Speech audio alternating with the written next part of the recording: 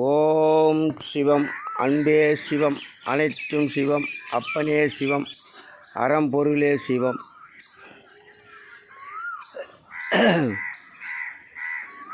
நாத்திகன் என்பது அவனும் ஒரு மனிதன்தான், பக்தன் என்பதும் ஒரு மனிதன்தான், ஆன்மீகவாதி என்பதும் ஒரு மனிதன்தான். ஆனால் நாத்திகன் என்ன செய்வான்? தன் அறிவாற்றலால்தான் இந்த சமுதாய இயக்கமாகின்றது நாத்திகன் நினைப்பான். ஒரு பக்தன் மனதுக்குள் தோன்றும் நம்பிக்கை கொண்டே அவன் வாழ்க்கையை வாழ்ந்து கொண்டு வருவான். ஒரு ஆன்மீகவாதி கடவுள்தான் நடத்துகிறார் என்று அவன் அதை உணர்ந்து வாழ்கிறான். ஆக இந்த மூன்று நிலைக்கும் இதுதான் உலக நிலை. இந்த நிலை இன்றி எந்த நிலைக்கு கொண்டு வந்து தள்ளப்பட்டுள்ளது. இதற்கு என்ன பதில்? அதாவது சட்டம் என்பது பொதுத்துறை, பொதுநிலை. அது யாராக இருந்தாலும் கேள்வி கேட்கலாம். ஒரு ஆன்மீகவாதியாக இருந்தாலும் இறைவனிடத்தில், ஏன் ஐயா இப்படியெல்லாம் நடக்கிறது, இதுக்கு ஏதாவது ஒரு வழிகள் உண்டா, வழிகள் இருந்தால் நன்மை, இதெல்லாம் மாற்றி அமைய ஐயா என்று கேள்வி கேட்கலாம். ஒரு ஆன்மீகவாதி குற்றம் இல்லை. கடவுள் நடத்துகிறார் என்று அவர் பின்னால் பதவிக்கு செல்லக்கூடாது. நாமும் தெய்வமாகலாம், நம்மை அனைவரும் வணங்குவார்கள், நம்மளை மதிப்பார்கள், துதிப்பார்கள் என்று கடவுள் பின்னாடி செல்வதும் குற்றம். அதே போன்று ஒரு பக்தன் பக்தியை வசத்திலே மூழ்கி கிடப்பதும் குற்றம்தான். சமுதாயத்தை சற்று சிந்தித்து இரண்டையும் சேர்த்து பக்தியில் செயல்பட்டால் அவன் வாழ்க்கைக்கு தேவையான அறிவுரை கிடைக்கும். நாத்திகன் நம் அறிவால் தான் இந்த சமுதாயமே இயக்கமாகிறது என்று நினைப்பது தவறு. அறிவு என்பது எங்கிருந்து வந்தது, எதிலிருந்து தொடர்ந்தது, யார் தந்தது? அந்த அறிவு ஆரம்ப நிலையத்தில் பகுத்தறிவு மூலியமாகத்தான் படிப்பறிவு வந்தது.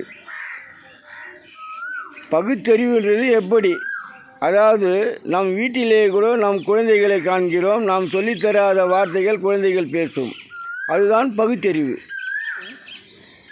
அந்த மாதிரி பகுத்தறிவில் இருந்து தான் படிப்பறிவு தொடர்ந்தது.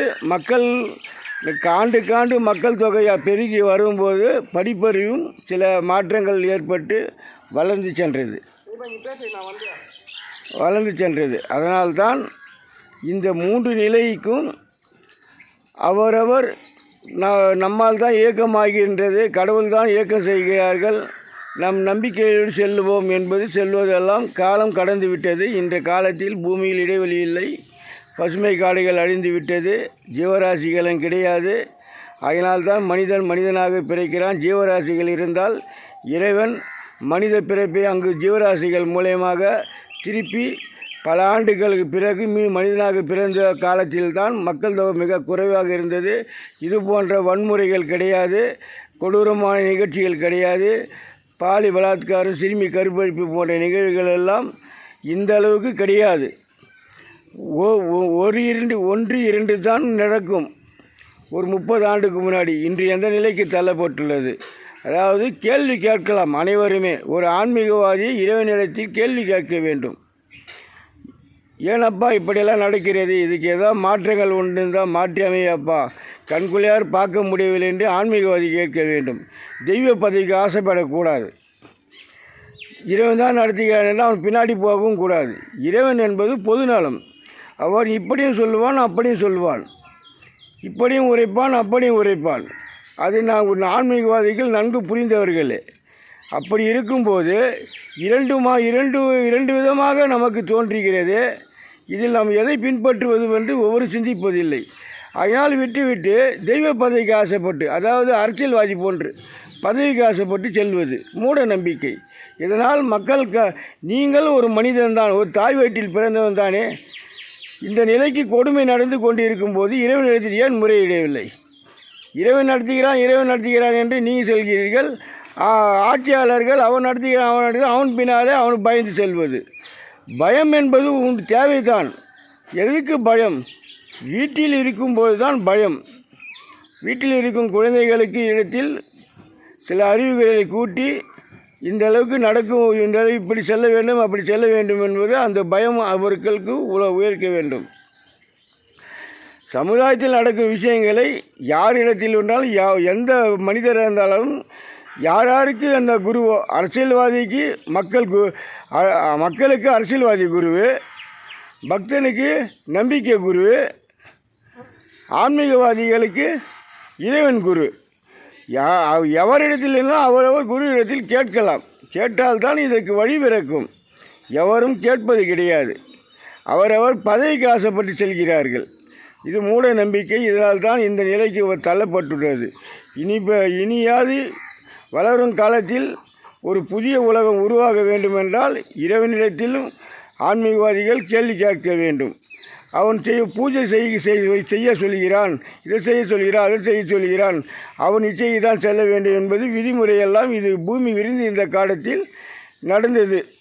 நாமும் ஏற்றுக்கொள்கிறோம். இன்று பூமி நிலை கருதி இனி இருக்கும் கொடுமைகளை மாற்றியமைக்க இறைவனிடத்திலும் முறையிடுங்கள். நம்பிக்கையை ஓரளவுக்கு வைத்து கொள்ளுங்கள். நம்பிக்கை பின்னாடியே சென்றால் உங்கள் குடும்ப நிலை இன்றும் கீதரமாக தள்ளப்பட்டு தான் செல்லும். நம்பிக்கை இந்த காலத்தில் நடைமுறைக்கு வராது. அதே போன்று நாத்திகன் தன் அறிவால் தான் இயக்கமாகின்றது இல்லை கிடையாது. கடவுள் என்பவர் இருக்கிறார் என்பதை உணர்ந்து அவரும் தன் அறிவாட்டில் அரங்கேற்றும் போது இந்த நிலைக்கெல்லாம் மாறுபட்டு வருகிறது. இந்த சமுதாய நிலைக்கு சீத்திரத்தை எனக்கு நல்ல அறிவு தர வேண்டும் என்று இறைவனிடத்தில் முறை வேண்டும். இப்படி ஒவ்வொரு மனிதனும் செயல்பட்டால்தான் இந்த உலக நிலை மாறும். இதுதான் உண்மை.